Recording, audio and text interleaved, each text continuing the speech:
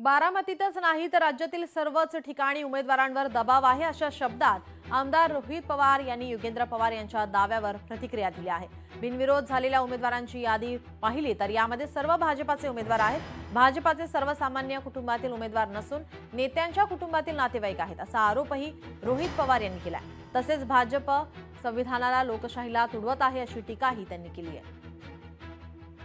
सगळ्यांवर दबाव आहे ना। आता तिथं जामनेरला आपण बघितलं असेल की तिथं असणारे जे भाजपचे संकट मोचक नेते आहेत त्यांनी दाबून मुटकून विकत पैसे देऊन तिथं उमेदवारच पुढे ठेवला नाही। बिनविरोध तिथं जे इलेक्शन होतं त्या ठिकाणी करून दाखवलं।